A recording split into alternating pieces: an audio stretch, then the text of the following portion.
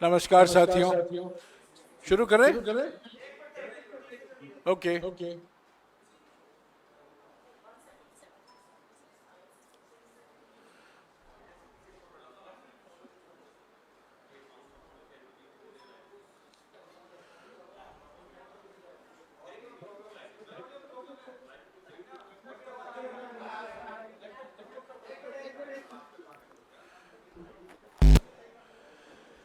नमस्कार साथियों, जिस व्यक्ति का एग्जिट 4 जून को तय है, उन्होंने ये सरकारी एग्जिट पोल करवाए हैं। ये बिल्कुल जाली हैं, बिल्कुल नकली हैं, बिल्कुल झूठे हैं। इंडिया जनबंधन के पार्टियों को 295 सीटों से कम नहीं मिलने वाला है। 295 सीटों के ऊपर ही इंडिया जनबंधन के पार्टियों को मिलेगा। ये एग्जिट पोल फर्जी इसलिए हैं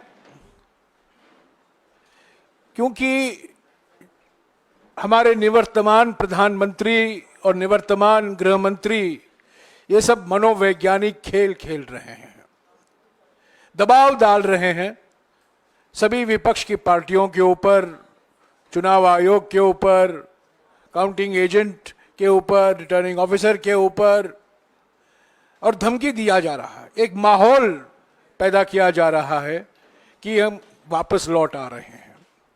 हकीकत इससे बिल्कुल विपरीत है। और ये जो प्रयास है निवर्तमान प्रधानमंत्री और निवर्तमान गृह मंत्री कर रहे हैं, हमारे जो हौसला है उसको कमजोर करने में, वो बिल्कुल विफल होंगे। आज कांग्रेस अध्यक्ष जी और राहुल जी ने हमारे सारे उम्मीदवारों के साथ जूम से बात की और बिल्कुल साफ हो गया है कि इंडिया जनबंधन को, और कल सभी इंडिया जनबंधन की पार्टियों भी मिली थी खड़गे जी के घर में, और हर एक राज्य में जो जमीनी स्थिति है उस पर चर्चा हुई, विस्तार से चर्चा हुई, और सभी का यही मानना था कि 295 सीटों के कम इंडिया जनबंधन को मिलने वाला नहीं है, इससे ज्यादा ही मिलेगा। ये मनोवैज्ञानिक खेल जो खेले जा रहे हैं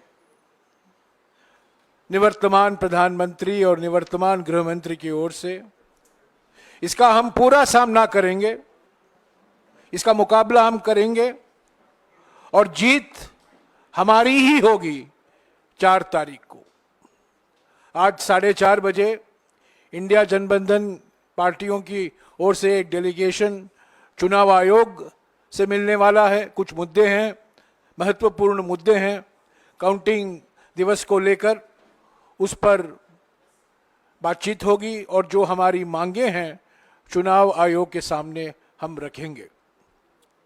अभी हमारे अलग अलग देश के नेता जूम पर हैं और हम चाहते हैं कि आप उन्हीं से सुने कि क्या जमीनी हकीकत है उनके राज्यों में, जो बिल्कुल विपरीत है। जो एग्जिट पोल, ये जो मैनेज किया गया एग्जिट पोल, फर्जी एग्जिट पोल, सरकारी एग्जिट पोल जो करवाया गया है निवर्तमान प्रधानमंत्री के द्वारा। तो मैं शुरुआत करूंगा हमारे असम के प्रदेश कांग्रेस कमेटी के अध्यक्ष भूपेन बोहरा जी से। मैं उनसे 1-2 सवाल पूछूंगा, बोहरा जी उसका जवाब देंगे, और मैं हर जो राज्य से हमारे नेता जूम पर आए हैं उनसे यही सवाल पूछते जाऊंगा। Bhupen, good morning, good afternoon. Sir नमस्कार, good afternoon sir. Bhupen, please inform the media and please inform the nation what is the ground reality in Assam.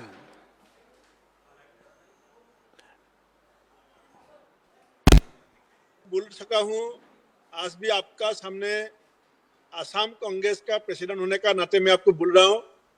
Sir minimum 60 seat में हमारा जीत 100% श्योर है।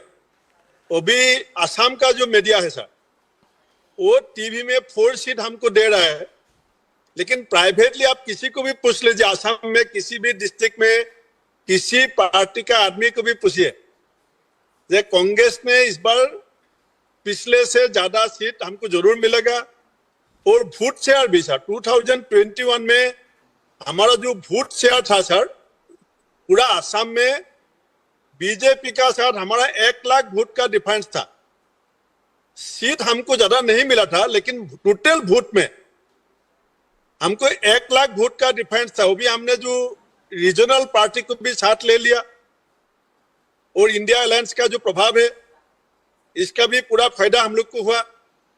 दूसरी बात सर, जो हमारा इसमें जो बीजेपी का old BJP and new BJP का जो फाइट है असम में, आपको मालूम है, Sonowal versus Himanta Biswa Sharma, old BJP versus new BJP, इसका भी हमको फायदा मिला।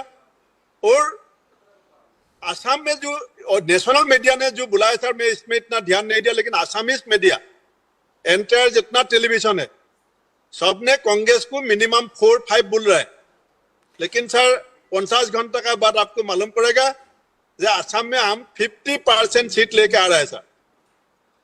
शुक्रिया बोरा जी, शुक्रिया। Thank you. उदय भान जी, हरियाणा में जो एग्जिट पोल के नतीजे आए हैं उस पर आपका क्या कहना है हरियाणा के संदर्भ में? उदय भान जी।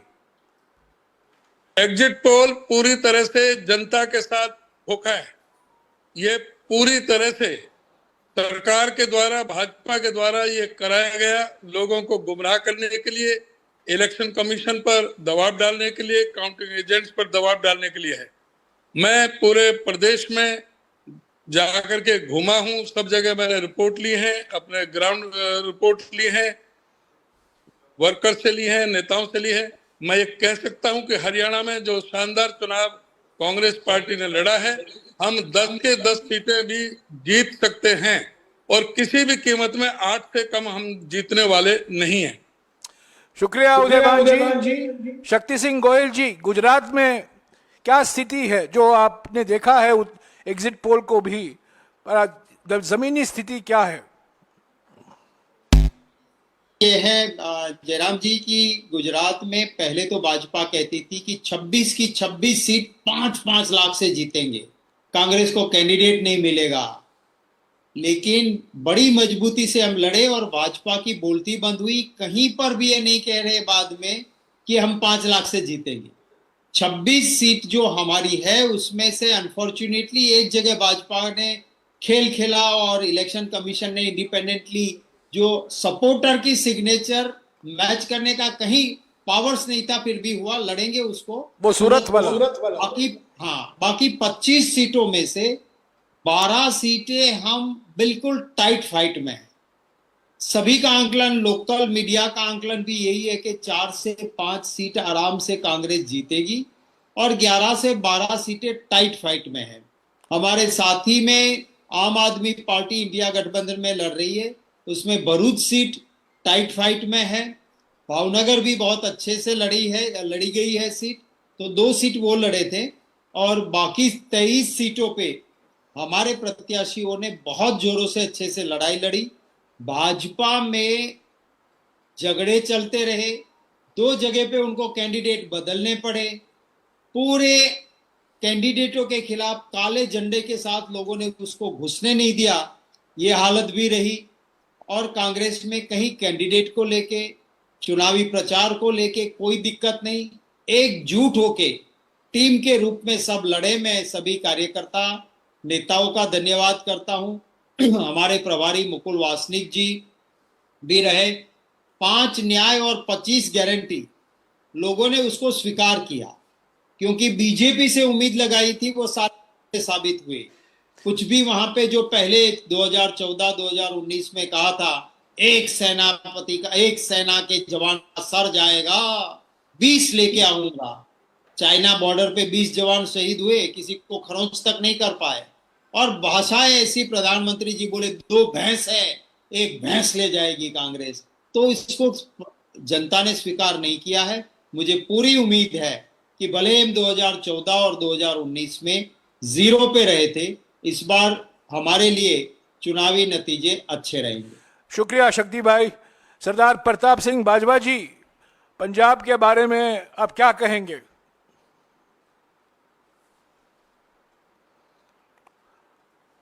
थोड़ा अनम्यूट कीजिए बाजवा जी। ठीक है। हाँ सुना बोलिए। जयराम जी, बाकी तो सट्टा बाजार को मार्केट उठाने के लिए मीडिया काम कर रही है, मगर मोदी जी की मीडिया भी जो है, उन्होंने भी कांग्रेस को 7 से 9 सीट दे रखी।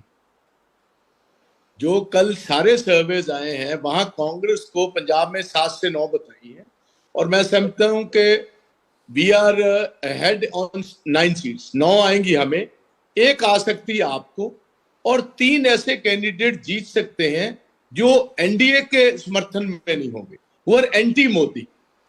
ऐसी पॉसिबिलिटी भी है, कुछ ऐसे कैंडिडेट जीत सकते हैं who will not in any way you could say help NDA और मिस्टर मोदी। सो मैं ये समझता हूं कि इंडिया अलायंस की सपोर्ट मिनिमम 10 सीट तो हमारी है, और 3 ऐसी कैंडिडेट्स हैं जो बेसिकली एंटी मोदी प्लैंक पर लड़ रहे हैं।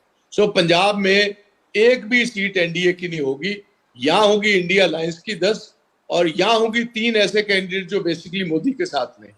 हाँ जी, शुक्रिया बाजवा जी। राजस्थान से गोविंद सिंह दोतासरा जी हमारे बीच में हैं। दोतासरा जी,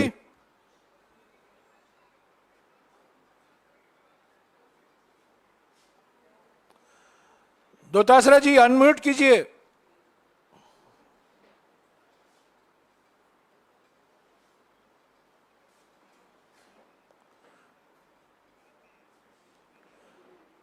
दोतासरा जी सुनाई नहीं दे रहा है। ठीक है, वो क्या हो गया? बधाई देना चाहता हूं सर। क्या होगा भाई?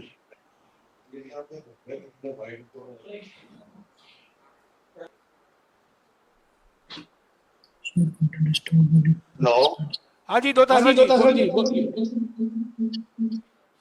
पहले तो मैं आपको बधाई देना चाहता हूं कि सर हिंदुस्तान में इंडिया गठबंधन की सरकार मैं इससे कह सकता हूं कि राजस्थान में 30 सीटों पे लोकसभा का चुनाव हुआ, उसमें से आप देखिए हम लगातार चूरू, झुंझुनू, बाड़मेर, दौसा, भरतपुर, टोंक सवाई माधोपुर, करौली, धौलपुर, नागौर इंडिया गठबंधन, सीकर इंडिया गठबंधन, बांसवाड़ा हमने समर्थन दिया। ये 11-12 सीटें तो हमारी 100% क्लियर हैं, और 8 सीटें क्लोज कंटेस्ट की हैं, जिनमें भी हमारा जो है अपर एज है गंगा, श्री गंगानगर, कोटा, अलवर, जयपुर ग्रामीण, जालोर, सिरोही, जोधपुर, बीकानेर, चित्तौड़। ये केवल 7 सीटों पे अपने आप को सिमेटे हुए हैं, लेकिन जिस प्रकार से मीडिया में परसेप्शन बना रहे हैं और सर्वे के माध्यम से बना रहे हैं, मैं समझता हूं ये कोई बड़ा खेल करने वाला है। तो यहाँ तो हम मुस्तैदी के साथ में लगे हुए हैं, सबको पाबंद कर दिया है कि हम लोग एजेंट को समय पे भेजें, पूरी काउंटिंग कराएं, और दिल्ली में चुनाव आयोग से मिलकर के आप कर लीजिए। ये केवल परसेप्शन का खेल कर रहे हैं। आप देखिए सर, तो विधानसभा के 4 महीने पहले चुनाव हुए, उसमें अगर हम 11 लोकसभा क्षेत्र हैं जिनमें हम बीजेपी से आगे हैं, आप देखिए अलवर, बाड़मेर, श्री गंगानगर, बांसवाड़ा, झुंझुनू, जयपुर रूरल, करौली, धौलपुर, नागौर, टोंक सवाई माधोपुर, जालोर और भरतपुर। तो भरतपुर सीट भी हम जीत रहे हैं, सीएम का गृह क्षेत्र है वो, वहां भी हम जीत रहे हैं। तो ये 11 में तो हम पहले विधानसभा का अगर हम टोटल वोट काउंटिंग करें तो कांग्रेस अकेली इसमें प्लस में है, और उसके बाद में इंडिया गठबंधन बनने के बाद में चाहे वो बाड़मेर हो, चाहे वो जोधपुर हो, चाहे वो हमारा नागौर हो, चाहे वो हमारा सीकर हो, चाहे वो चूरू हो, चाहे गंगानगर हो, इनमें हमारे सीपीएम और आरएलपी और बांसवाड़ा में पहले से ही हम कांग्रेस आगे, और फिर बाप को हमने समर्थन दे दिया। हमारा वोट ट्रांसफर हुआ है इंडिया गठबंधन के तमाम दोनों लोगों को, और तीसरे बांसवाड़ा में हमने समर्थन दिया है। तो इस प्रकार से हम 12-13 सीटों पे से कम नहीं रुकने वाले हैं, लेकिन ये बता रहे 3-4 ज्यादा से ज्यादा ये तो बेचारे 5 तक पहुंच गए। मैं इनको कहना चाहता हूं, चैलेंज देना चाहता हूं, ये जो मीडिया जो जिस प्रकार का परसेप्शन सर्वे के माध्यम से बना रहा है, कि किसी भी सूरत में हम भारतीय जनता पार्टी से 25 में से चाहे एक सीट भी ज्यादा जीतते हैं, हम ज्यादा जीतेंगे। किसी सूरत कहीं भी हमें चिंता नहीं है। जिस प्रकार से कांग्रेस पार्टी और पार्टी आला कमान ने राहुल जी, खड़गे जी, प्रियंका जी और सबने चुनाव लड़ा है, जो कंपेयर किया है, मैं समझता हूं कि हिंदुस्तान के इतिहास में ये चुनाव हमेशा हमेशा याद रखा जाएगा कि किस प्रकार जनता ने जनता के मुद्दों के ऊपर और इंडिया गठबंधन के लोगों ने चुनाव लड़ा है। इसलिए कहीं हमें तो कोई चिंता नहीं है सर। हमारे यहाँ तो बीजेपी के लोग मंत्री पहले से इस्तीफा देते हैं। किरोड़ी लाल जी मीणा बहुत बड़े नेता है, कह रहे हैं मेरी सीटें तो हार रही है, मैं तो इस्तीफा दे रहा हूँ। राजेंद्र जी राठौड़ कह रहे हैं मेरी राजनीतिक संन्यास का समय आ गया, मैं चूरू हार रहा हूँ। भरतपुर से मुख्यमंत्री अपनी कुर्सी बचाने के लिए भजन लाल जी जो चेष्टा कर रहे हैं, दिल्ली के दौरे कर रहे हैं, क्योंकि भरतपुर भी हम जीत रहे हैं। तो समझ सकते हो कि ये जो परसेप्शन है, ये परसेप्शन इनका 4 तारीख को जब काउंटिंग के रिजल्ट आने लग जाएंगे, तब तक ये भले ही बढ़ा लें। लोगों में कांग्रेस को वोट दिया है, कांग्रेस की जो न्याय पत्र है उसको सराहा है, कांग्रेस के नेताओं की जो कंपेन किया है उसको सराहा है, और कांग्रेस के प्रति जो जनता का जुड़ाव है वो 101% उनकी तरफ आया है। और बीजेपी मोदी जी विशेष रूप से जो वो एक्सपोज हुए हैं, ये मैं कहना चाहता हूं। शुक्रिया दोतासरा जी, आपने विस्तार से जवाब दिया। उत्तर प्रदेश से हमारे अध्यक्ष अजय राय जी अभी आपसे बात करेंगे। अजय राय जी।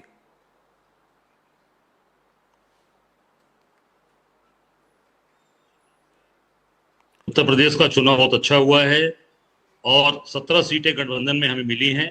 17 सीट पे हम मजबूती से लड़ रहे हैं और गठबंधन के होने से फायदा है। यहाँ पर जब विधानसभा में गठबंधन हुआ था तो निश्चित तौर से उसका हमें फायदा नहीं मिला था।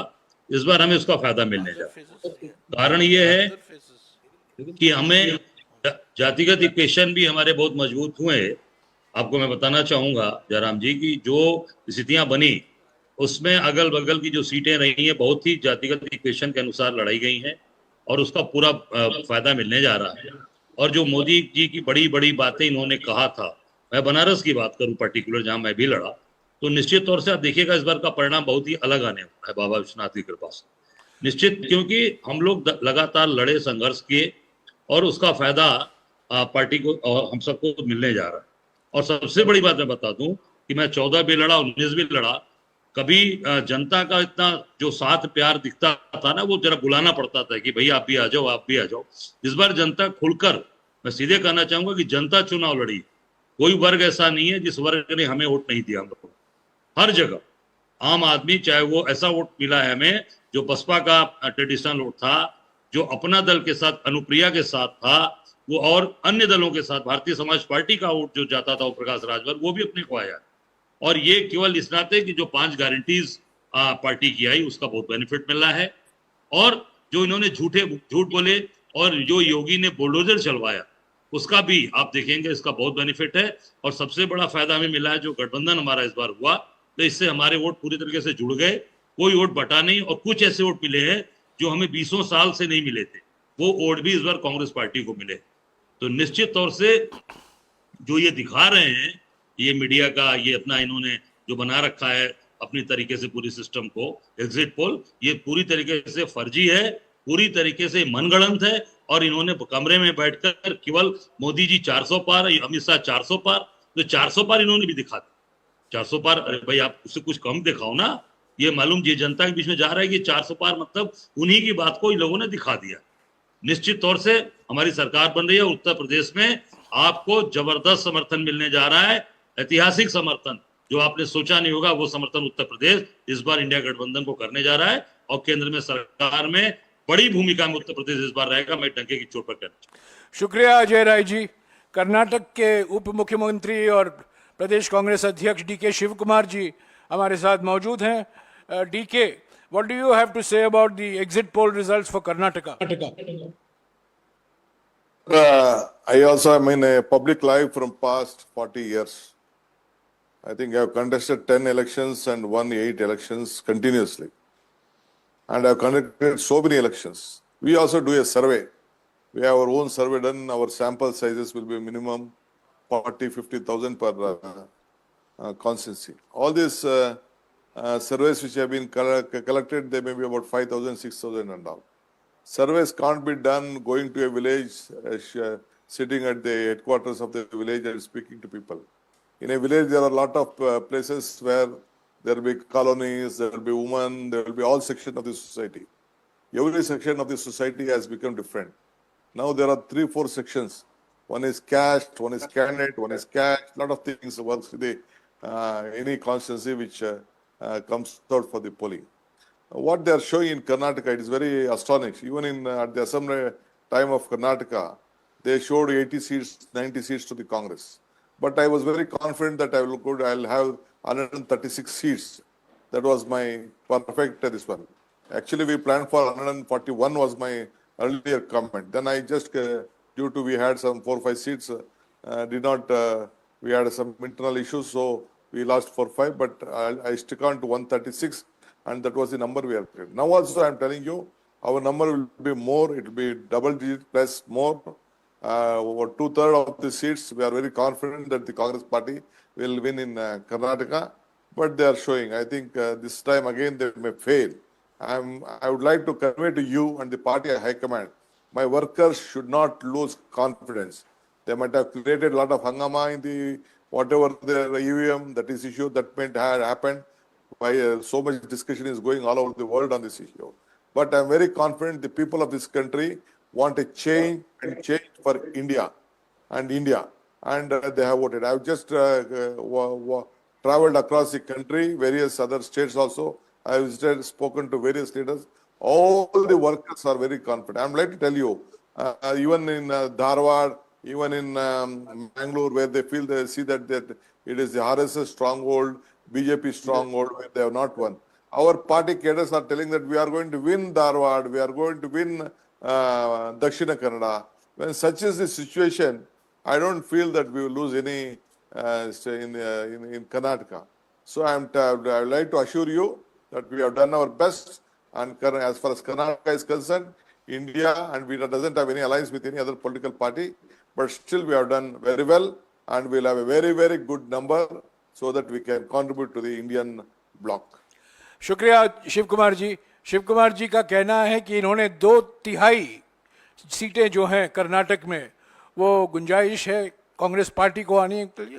इसका माने ये है कि 18 सीटें आ सकती हैं कांग्रेस पार्टी को, ये उनका विश्वास है। महाराष्ट्र के हमारे अध्यक्ष नाना भाऊ पटोले जी, नाना भाऊ जी आप बताइए महाराष्ट्र में स्थिति कांग्रेस पार्टी की और एमवीए की क्या है, और ये एग्जिट पोल के बारे में आपका क्या कहना है?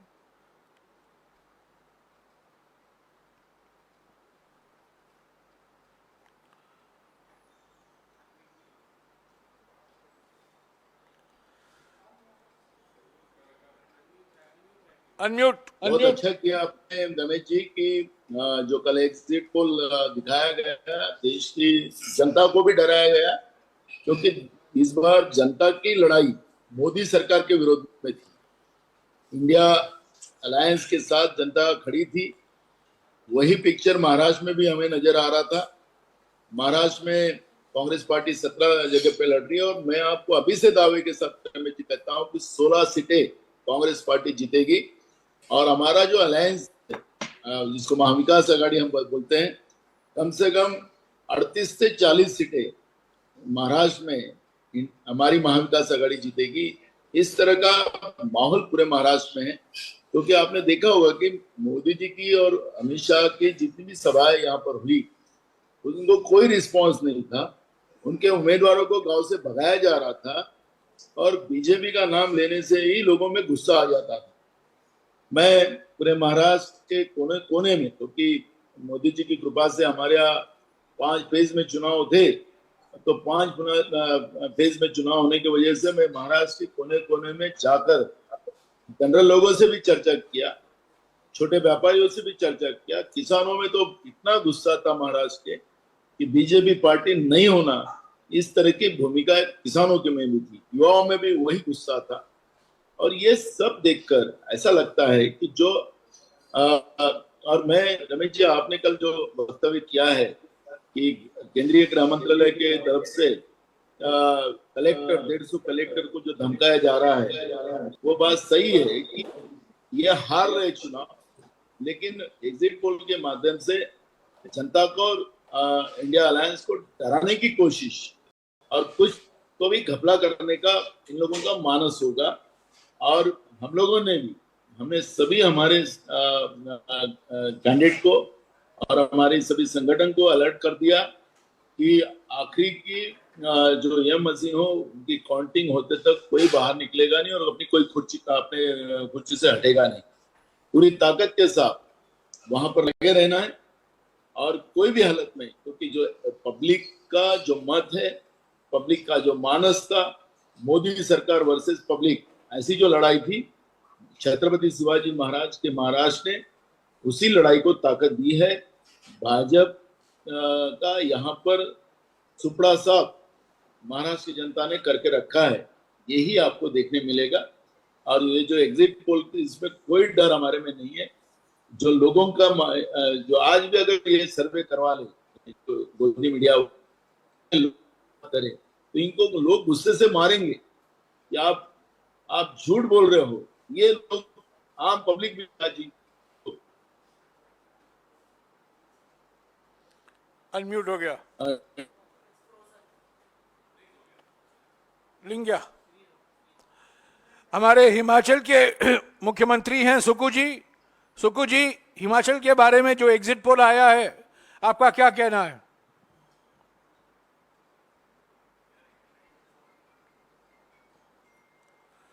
सुक्खू जी,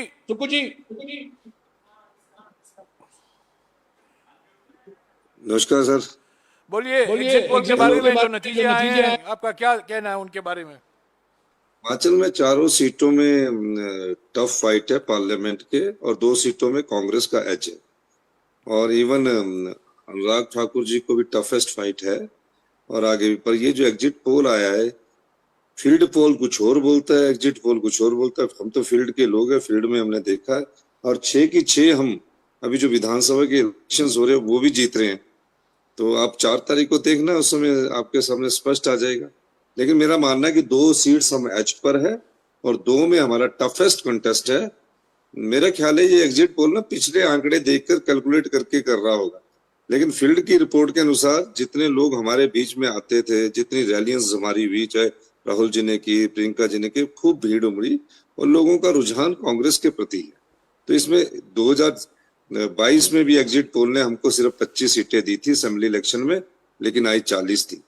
तो यही एग्जिट पोल था जब हम असेंबली इलेक्शन लड़ रहे थे। तो आज मैं कह सकता हूँ कि कांग्रेस पार्टी वहां 2 सीटों पर एज लेकर आगे बढ़ रही है, और 2 में टफेस्ट है। 6 में से हम 5 सीटें विधानसभा की जीते, 1 में। शुक्रिया सुक्खू जी। हमारे झारखंड के अध्यक्ष राजेश ठाकुर जी।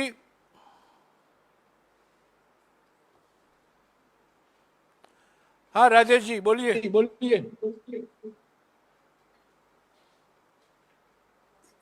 नमस्कार सर। ये एग्जिट पोल है सर, एग्जैक्ट पोल नहीं है। और जिस तरह से एक नॉन बायोलॉजिकल आदमी ने एक हम पे साइकोलॉजिकल वार करने का प्रयास किया है, इससे ज्यादा हम कुछ कह नहीं सकते हैं। जिस तरह से देखा आपने, आज तक जैसे चैनल पे झारखंड के बारे में दिखा रहे थे कि CPI-ML को 2 से 3 सीटें आएंगी, जबकि CPI-ML हमारे इंडिया गठबंधन में 1 सीट पर लड़ रहा है। तमिलनाडु के बारे में दिखा रहे थे कि 9 सीट पे हम चुनाव लड़ रहे हैं, 13 से 15 सीट दिखा रहे थे। और कई ऐसे चैनल हैं जिन्होंने अनाप शनाप अनर्गल दिखाने का काम किया है।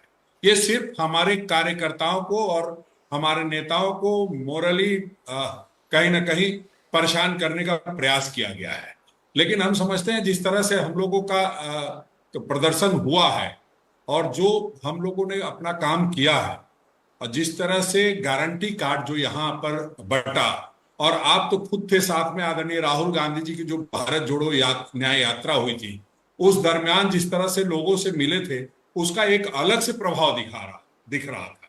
क्योंकि चुनाव के दरमियान तो हमने ये कोशिश की कि सभी नेता हमारे यहाँ आए, आदरणीय मल्लिकार्जुन खड़गे जी आए, राहुल जी आए, प्रियंका जी आई, प्रेस कॉन्फ्रेंस करने के लिए पवन खेरा जी आए, सुप्रिया श्रीनेत जी आई।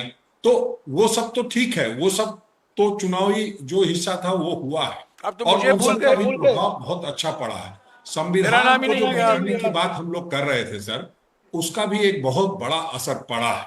और हम ये कह सकते हैं कि जो वो हमने बात की थी उसका हमें बहुत फायदा मिलेगा। जो एसटी एससी के जो सेक्शन हैं, जो माइनॉरिटीज के सेक्शन हैं, और जो अंतिम पायदान पर बैठा व्यक्ति है वो बहुत परेशान है। ये एक हमारी चुनाव अलग बात है, लेकिन वो वैसे भी बहुत परेशान है। और उसको जो गारंटी कार्ड आपने दिया है उसमें जो महिलाओं के लिए 1 लाख रुपए की व्यवस्था की है, युवाओं के रोजगार 30 लाख की बात की है, उसका बहुत फायदा मिलने वाला। मैं ये कह सकता हूं कि मैं 4 से 6 सीटों पर कांग्रेस यहां जीतेगी।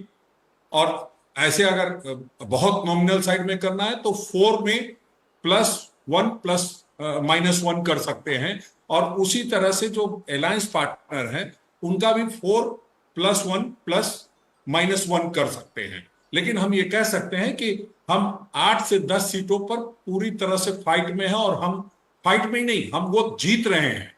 बाकी 4 सीटों पर हम फाइट में हैं, जो हमारा संथाल का क्षेत्र है, जहां गोड्डा को बहुत प्रेस्टिजियस सीट माना जाता था, वो भी हम जीतने जा रहे हैं। संथाल में दुमका जो हमारे उम्मीदवार को छीन करके जेएमएम के उम्मीदवार को सीता सोरेन को लड़ाया गया, वहां हम जीत रहे हैं। उसके बाद आप अगर देखेंगे तो जहां हमारी सांसद थी गीता कोड़ा, वहां हमारे अलायंस की पार्टनर जेएमएम टफ फाइट दे रही है और वो जीत रहे हैं। हम तो हम समझते हैं कि बहुत तरीके से इसको 6 सीटों पर ला करके लोगों ने रोकने का प्रयास किया है एग्जिट पोल के माध्यम से, लेकिन एग्जिट पोल में ऐसा नहीं होगा। और मैं ये कह रहा हूं कि झारखंड झुकेगा नहीं और इंडिया रुकेगा नहीं। शुक्रिया राजेश जी। हमारे बिहार के अध्यक्ष अखिलेश प्रसाद सिंह जी। अखिलेश।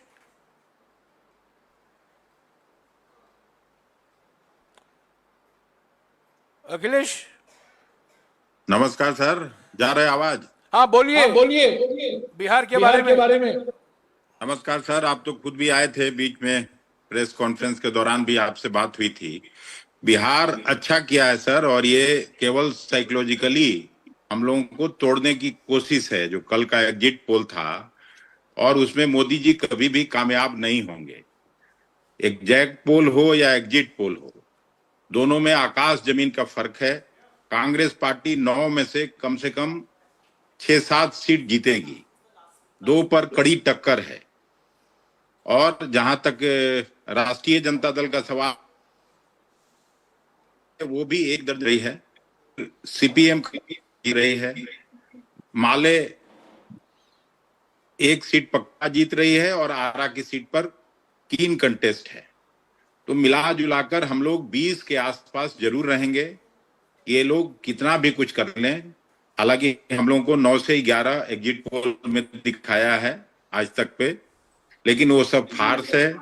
और हम लोगों का मैनिफेस्टो, राहुल गांधी जी की यात्रा, और खड़गे साहब कैंपेन के लिए आए, सब लोगों को हम लोग हृदय से धन्यवाद देते हैं।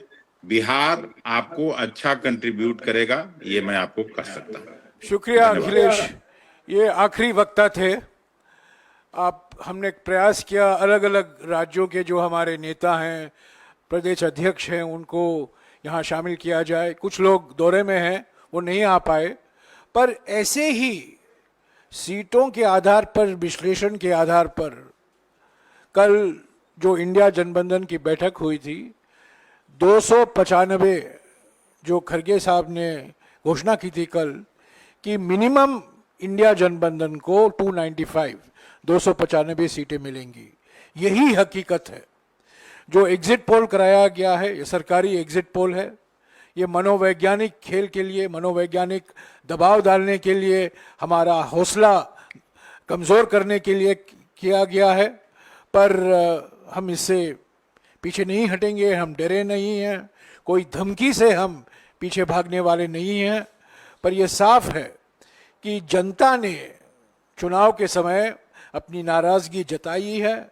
समाज के अलग वर्ग, किसान, महिला, युवक, श्रमिक, दलित, आदिवासी, पिछड़े वर्ग, सभी वर्गों से इंडिया जनबंधन के पार्टियों को समर्थन मिला है। ये निवर्तमान प्रधानमंत्री हैं और 4 तारीख को इनको इस्तीफा देना होगा। इसके अलावा अगर आपके कुछ सवाल हैं, मेरे साथी भी हैं, आइए, आ जाओ सुप्रिया, कम 1 मिनट। हमारे साथी भी हैं, पवन खेरा और सुप्रिया श्रीनेत जी भी आए।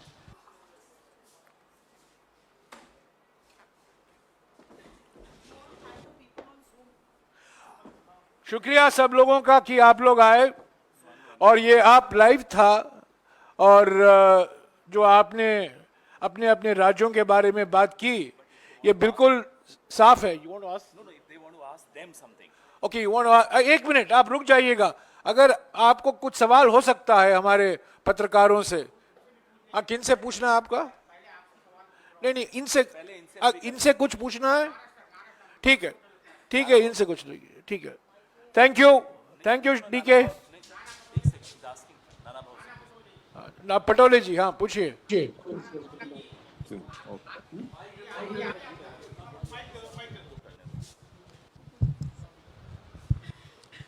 Patole ji, what are the grounds you are claiming that India Gathbandhan can win near about 40 seats out of 48? उन्होंने बता दिया है आपको। नहीं, उन्होंने बता दिया है कि आवाज नहीं कोई। पटोले जी, ये सवाल ये है किस आधार पर यह आप कह रहे हैं कि हमें मिनिमम 40 सीटें मिलेंगी महाराष्ट्र में इन गठबंधन को? देखो, मैंने कहा था कि महाराष्ट्र के हर हिस्से में मैं गया, लोगों से मिला। मैं पब्लिक में ज्यादा जाता हूँ और पब्लिक की भावनाओं को समझता हूँ। मैं कम से कम 7 इलेक्शन आज तक लड़ा हूँ और ऐसा इलेक्शन मैंने कभी नहीं देखा कि लोगों ने चुनाव को हाथ में लिया। और महाराष्ट्र वैसे भी कांग्रेस विचारधारा का हमेशा रहा है और इस बार लोगों का जिस तरह से मानस था एकदम क्लियर था। लोगों ने कोई उम्मीदवार कौन है क्या है ये नहीं, इंडिया अलायंस को हमको चुन के देना है, इसी तरह का वोटिंग हुआ है और रिजल्ट वही आएगा। मैं इसी आधार पर लोगों की भावनाओं को और लोगों ने जो वोट दिया है उसके आधार पर मैंने कहा है, मैंने कोई हवा में बात नहीं किया। शुक्रिया नाना जी। अभी there is a question for DK Shiv Kumar. DK. Mr. Shiv Kumar, my question to you is that all the projections in the exit polls have indicated a big mandate for the BJP in Karnataka. एक मिनट, वो खुद वो बोल रहे हैं। DK, there is a question for you. 1 minute. हाँ। He's speaking. Go ahead. Sir, my question to you is that all the exit polls have predicted that the BJP may get more than 20 seats. Now, earlier it was being seen that in Karnataka Congress was banking on Karnataka to do well. Do you still think that you can perform much better than what is being projected, and what is the reason for that, of your confidence? See, they are trying to confuse.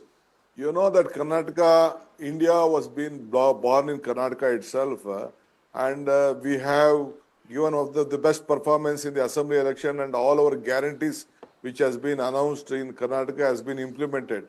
You ask Jairam Ramesh ji, is from a district where the BJP was so strong, but now they have won all the 5 seats in the district.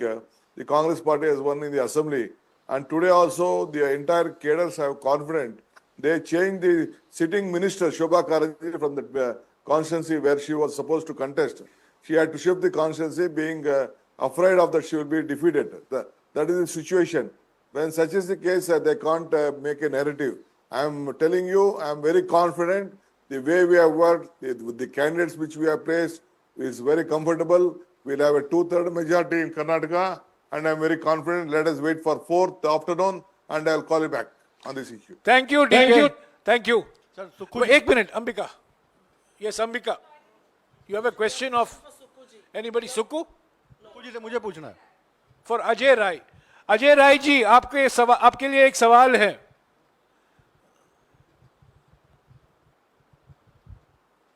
Ajay Rai ji, आपके लिए एक सवाल है. Yes, Ambika. He's here. Mr. Rai, I wanted to know, you spoke about the optimism and Hindi में बोलिए ना. can you hear? Hindi में बोलिए. आपने ऑप्टिमिज्म जो आप जिसके बारे में आपने डिस्कस करा, थोड़ा सा आप फिगर्स के बारे में कुछ बता सकते हैं? बिकॉज एवरीबडी हैज बीन, सब लोग एक आंकड़े बता रहे हैं, आप कुछ आंकड़ों पे बता सकते हैं इस बारे में? मतलब अजय राय जी ये कह रही है भावना ठीक है पर सीटें कितने आएंगी, ये आंकड़े मांग रही हैं. देखिए सीटें मैं जनता तय करती है, मैं इन लोगों की तरफ झूठी बात नहीं करता कि 80 में 80 बोल रहे थे. अब आप अभी बोल दी बनारस से बोला मोदी 10 लाख पार, तो मैं गलत बात नहीं करता. हम मैक्सिमम सीट, ज्यादा से ज्यादा सीट जीतने की स्थिति में इस बार हैं और जनता ने ये पूरा चुनाव जनता लड़ी है. हाँ, जनता आगे बढ़कर हम लोग वोट दिए. मैंने कहा ऐसे वोट हमको मिले हैं जो हमको बहुत सालों बाद हमारे पास आए और पूरी तरीके से इतना मैं कहना चाहूंगा कि जबरदस्त समर्थन मिला है, जबरदस्त ताकत मिली है और इतनी सीटें हम जबरदस्त सीटें मिलेंगी जिसकी कल्पना मतलब लोगों को नहीं है. लोगों को बहुत ही एक समीकरण जो इतना अच्छा बना है उसका समीकरण का पूरा बेनिफिट इंडिया गठबंधन को मिलने जा रहा है और उस 4 तारीख को आपको पता चल जाएगा कितनी सीटें हमारी रही. शुक्रिया अजय जी. सुक्कू जी से एक सवाल है. सुक्कू जी हैं? हाँ जी. सुक्कू जी आपके लिए एक सवाल है. सुक्खू जी, मेरा सवाल यह है कि दिल्ली में भी बहुत सारे लोग, शायद जयराम जी भी जानना चाह रहे होंगे कि कांगड़ा सीट को आपने विनिंग कैटेगरी में रखा है या टाइट फाइट में? आनंद शर्मा वहां से लड़ रहे हैं और दूसरी सीट मंडी की है जहां कंगना रनौत वर्सेस विक्रमादित्य सिंह का चुनाव है. उसको लेकर लोगों की बहुत दिलचस्पी है दिल्ली से लेकर मुंबई तक कि कंगना रनौत और विक्रमादित्य की क्या स्थिति है, कौन सी टाइट फाइट है और कहां आप जीत रहे हैं? सुक्कू जी सवाल कांगड़ा और मंडी से लेकर है. सुक्कू जी आप हैं?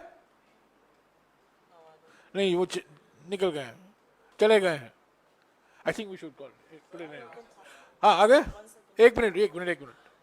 सुक्कू जी नहीं, चले गए हैं. सभी को नमस्कार, शुक्रिया आप लोग आए. ये पहली बार हम ऐसा प्रेस कॉन्फ्रेंस करा रहे हैं और हम चाहते थे कि जो कल से एक माहौल बनाने की कोशिश की जा रही है एग्जिट पोल द्वारा, इसका हम पूरा खंडन करें और जो ज़मीनी हकीकत है अलग अलग राज्यों में जो आपने बहुत विस्तार तरीके से आपने हमको जानकारी दी है वो जनता तक हम पहुंचाएं. शुक्रिया सबको. ओके, आप लोगों का सवाल.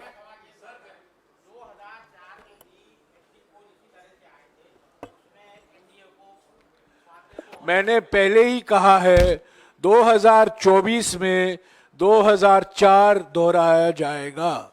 20 साल बाद 2004 में आप याद कीजिए सभी एग्जिट पोल ने अटल बिहारी वाजपेयी जी की सरकार को निर्णायक प्रचंड बहुमत दिया था. सिर्फ बहुमत नहीं, प्रचंड बहुमत दिया था 2004 में. पर सरकार कांग्रेस पार्टी और यूपीए गठबंधन की बनी. 20 साल बाद वही इतिहास दोहराया जाएगा.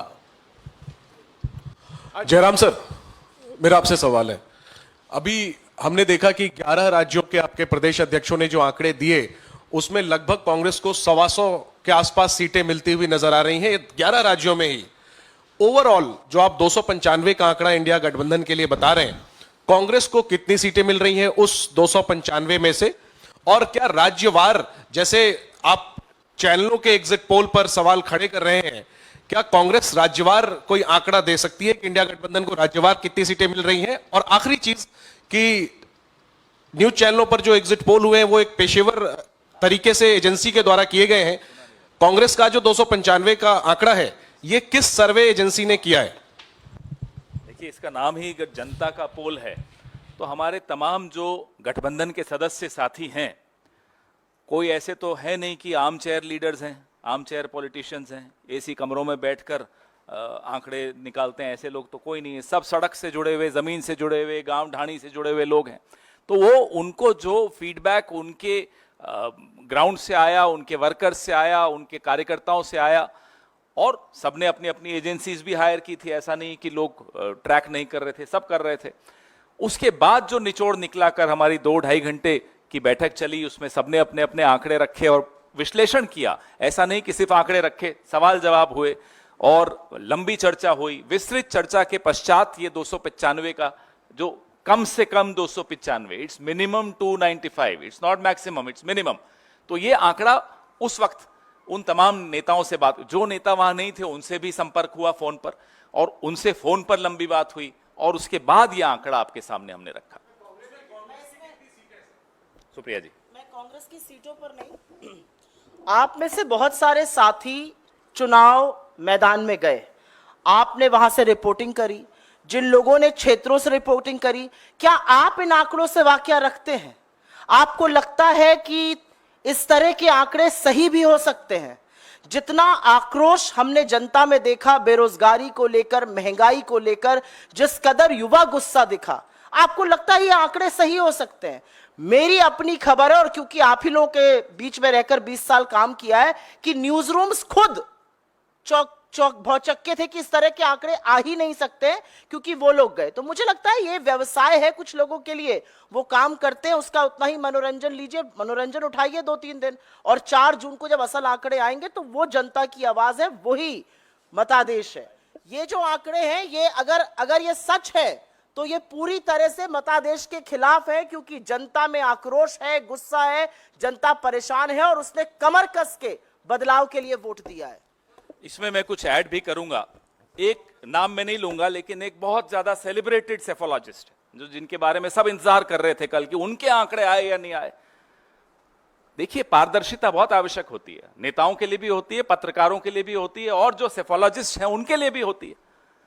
वो दरअसल काम भारतीय जनता पार्टी के लिए करते हैं, उनके पेरोल्स पर हैं, उनसे पैसे लेकर काम करते हैं, और पहला आंकड़ा उन्हीं को, जो भी उनकी फाइंडिंग होती है, पहले अमित शाह जी और पीयूष गोयल जी के सामने रखते हैं।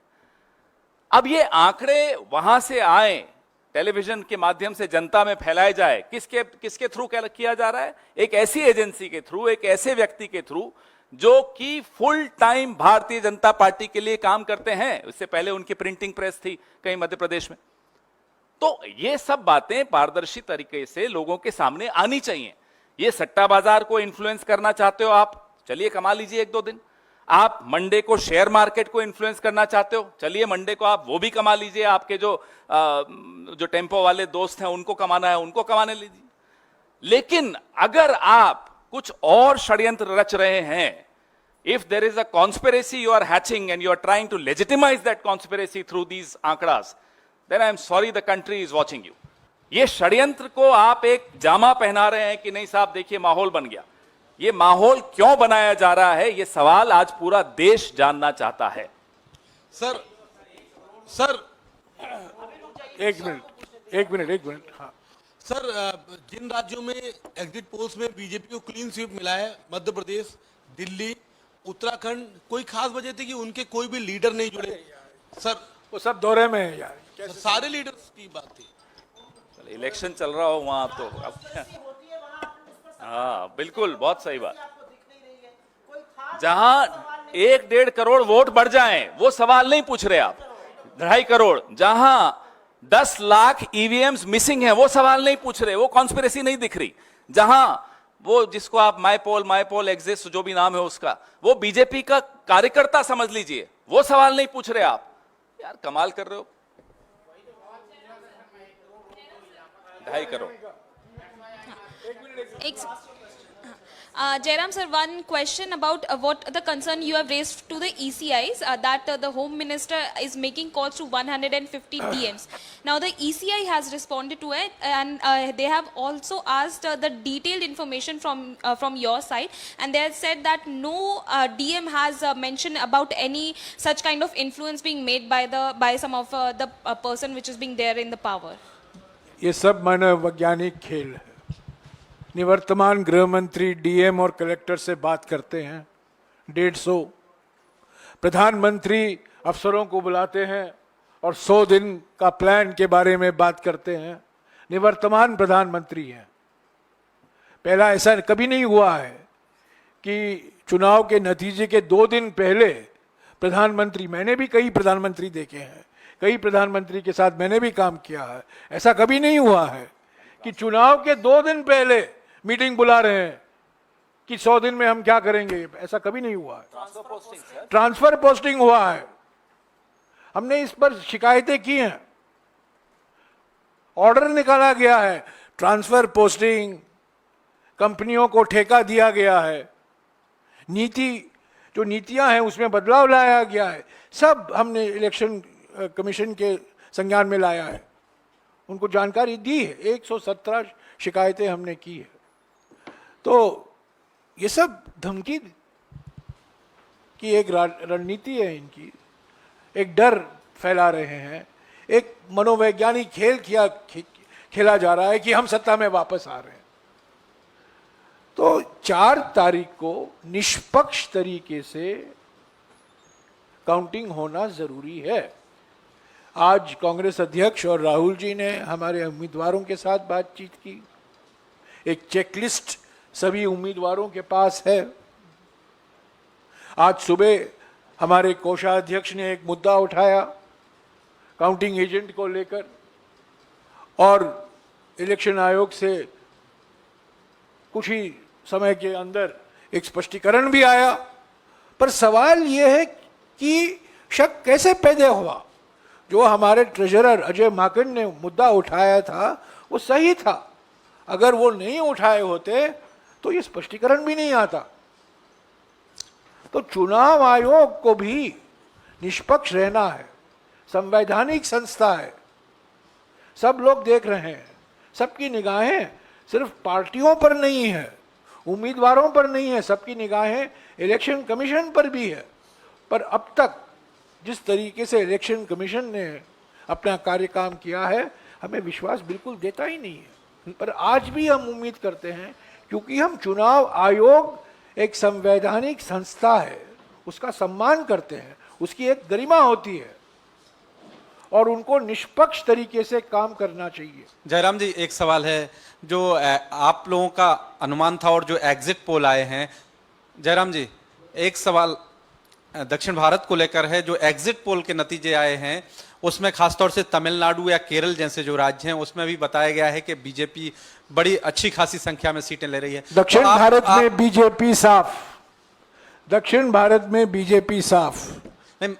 मेरा सवाल ये है, पहले दिन से मैं कह रहा हूं, ये केरल और तमिलनाडु के जो एग्जिट पोल के आंकड़े दिए गए हैं बिल्कुल फर्जी आंकड़े हैं। और जो आपका 295 का आंकड़ा है, क्या उसमें वेस्ट बंगाल भी इंक्लूडेड है, टीएमसी के सांसद? 295 में सारे राज्यों शामिल हैं, ऐसा नहीं है कि हमने किसी स्टेट को छोड़ा है। पश्चिम बंगाल में भी हम जीत रहे हैं। Okay, yes sir.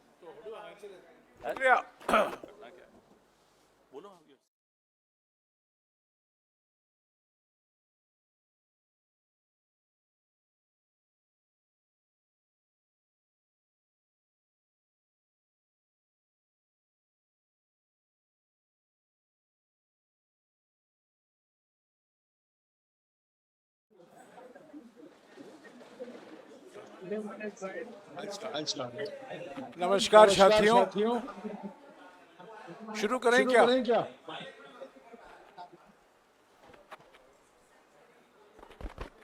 नमस्कार साथियों, शुरू करें? ओके।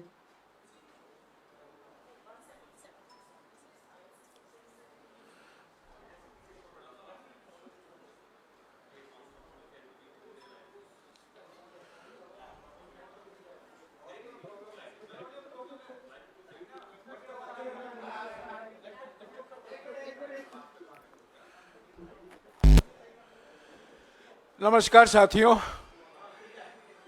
जिस व्यक्ति का एग्जिट 4 जून को तय है, उन्होंने